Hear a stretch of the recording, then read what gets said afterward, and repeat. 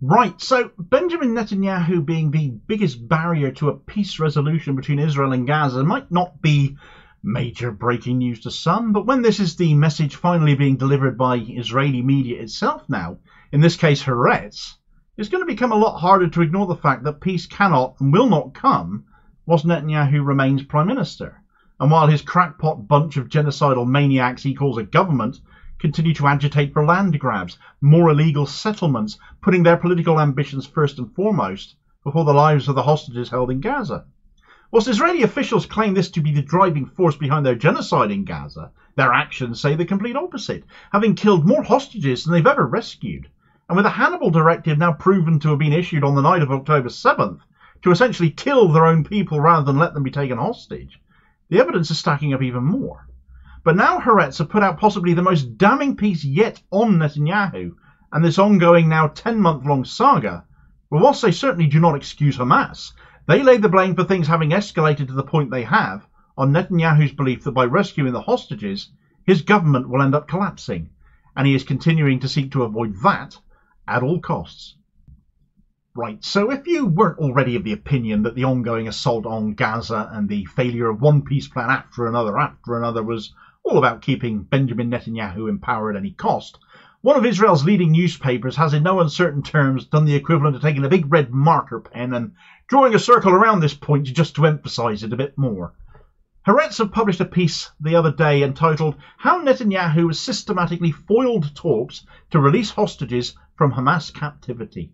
And you don't really get more on the nose as to who is at fault, much more than a title like that, do you? No slick innuendo there, no clever colloquialisms. It's the titular equivalent of Hammerite. Does exactly what it says on the tin. Of the 10-month duration of this genocide, peace talks and a resolution to the conflict have been sought now for the last 6 of them. And at every step of the way, it seems Benjamin Netanyahu has ultimately torpedoed the talks.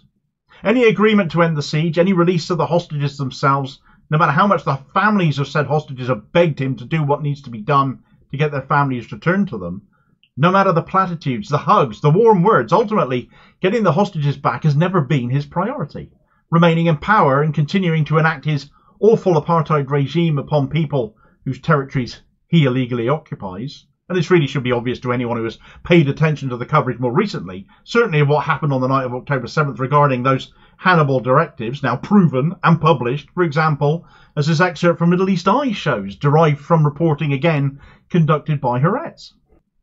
The Israeli military widely employed a directive allowing forces to kill their own citizens during the Hamas-led attack on 7th of October, Haaretz reported on Sunday. The Israeli Air Force bombed at least 3 military bases and outposts during the attack. Additionally, the military heavily fired at the fenced area separating Gaza and Israel as Palestinian fighters returned to the strip with captured Israelis. The area was intended to become a killing zone, a source in the Israeli Army's Southern Command told Haaretz. An order was also issued hours after the Hamas attack stating that not a single vehicle can return to Gaza, which was understood as potentially causing the death of kidnapped Israeli civilians or soldiers. These orders, part of what is known in the Israeli military as the Hannibal Directive, were widespread on the day, according to Haaretz. The directive, when active, mandates that the Israeli army use any means necessary to prevent the capture of Israeli soldiers, even if it involves killing them. Haaretz based its report on documents and testimonies from soldiers and mid-level and senior army officers. The Israeli newspaper noted that it was unclear whether or how many Israelis were targeted in these attacks.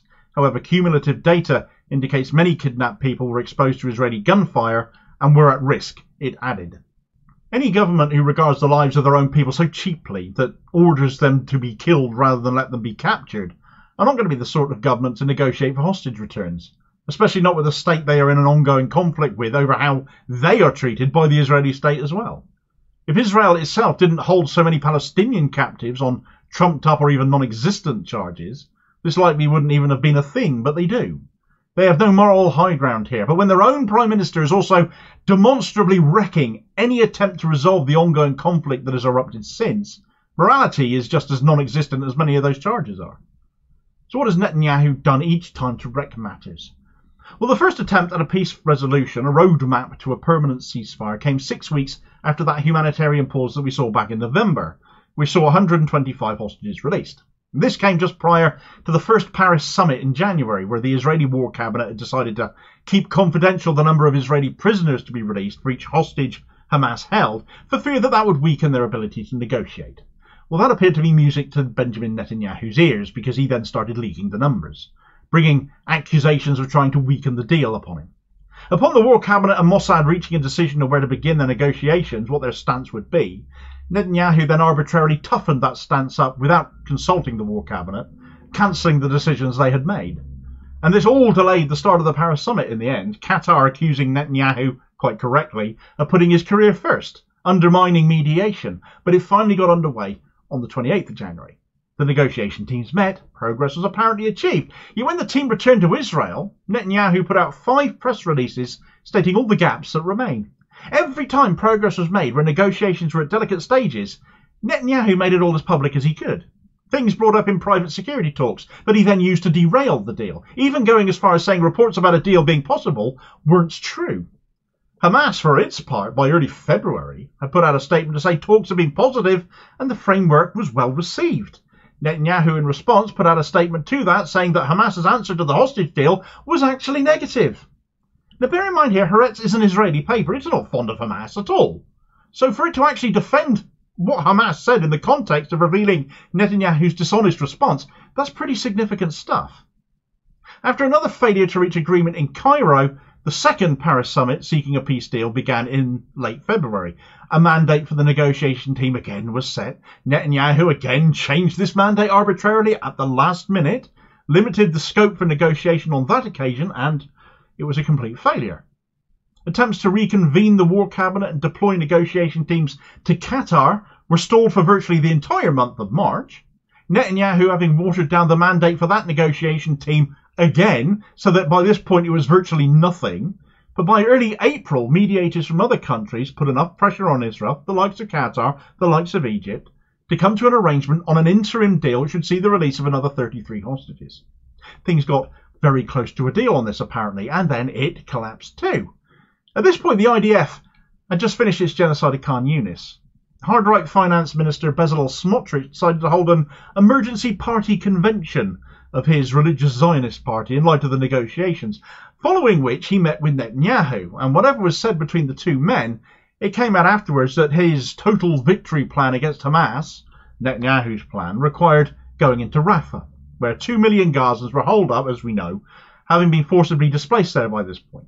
The threat of that, combined with Netanyahu's subsequent refusal to bring the war cabinet together, saw those peace talks fail yet again. You can well imagine that Smotrich, like his equally hard-right cabinet colleague Itamar Ben-Gvir, probably threatened Netanyahu's fragile coalition if he didn't do something to stop this. And it adds a factor into all of this that Netanyahu isn't actually in as much power and in as much charge as he might like to think that he is, having to keep these far-right maniacs he's in government with happy at all times, and they certainly don't want this conflict to end. But not only does that once again demonstrate that he is putting himself first, but actually how weak he is as well. By April the 11th, the war cabinet had mandated negotiation teams once more, and yet again Netanyahu, despite not having been present, redefines the mandate again, barring those teams from carrying out the assignments they've been given. By April 25th, confidential war cabinet information essential to the latest round of talks, the peace talks attempts, got leaked to the press, and again it was Netanyahu that leaked it. And again this happened following another meeting with Smotrich. Throughout April, the negotiation teams did their best to reach some kind of an agreement whilst being messed around constantly with at the same time.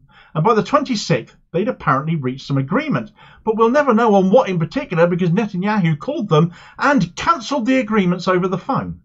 He then cancelled the mandate of the teams entirely again, followed by a statement saying he won't agree to end the war until goals he has set have been met. So by this point, he's not negotiating at all. He's just issuing demands and diktat. Frankly, I can go on and on and on, but it's all rinse and repeat following this in the subsequent months since. But by all means, check out the rest of this timeline that's been put together in that Haaretz article. Stymieing talks, ending mandates constantly, leaking damaging confidential information all the time, ditching Biden's framework for a peaceful resolution just last month, bypassing the war cabinet again to do that for the umpteenth time. It's little wonder, frankly, that Haaretz are saying enough is enough. and haven't come along with this article before now and blasting Netanyahu in the excoriating piece they published, because he absolutely is the single biggest obstacle to ending this genocide. All he is interested in is staying in power, and he is genuinely doing whatever it takes to stay there. I genuinely worry if he'll even allow elections to take place the way he's going, because he's so extreme in what he's prepared to do. It's off the charts. No amount of protest, no amount of international pressure will resolve this, because he is not a willing participant. You can't negotiate with somebody who acts in bad faith like this constantly all the time. Sanctions clearly need to be issued on Israel. The arrest warrant from the ICC on Netanyahu needs to be issued, and the UK needs to stop trying to block that. I don't know why Labour haven't put an end to that yet. Combine that with a UN humanitarian mission to ensure aid gets into Gaza without all the interference we see from Israelis, from settlers and soldiers and whoever, we might start getting somewhere finally. We sadly don't seem any closer to a resolution on that either, though. The world's hands are tied up due to a handful of pathetic old men, it seems. That's the best way I can sum it up at the moment as to how best this picture looks. It is refreshing to see Israeli media turning on Netanyahu, though, with as much venom as they indeed have here at Haaretz. I hope the rest of them will catch up, but a lot of these publications are still very much pro-state. Meanwhile, here's a video recommendation on that UK legal block slapped on the prosecution case against Netanyahu and his Defence Minister Yoav Gallant. This was instigated under the Tories, but they're now out and Starmer is in. So why hasn't this been abandoned yet? What part of letting international law run its course, as stated by our new Prime Minister and indeed former human rights lawyer then, that this is still happening? Why have you not put an end to it? And I'll hopefully catch you on the next vid. Cheers, folks.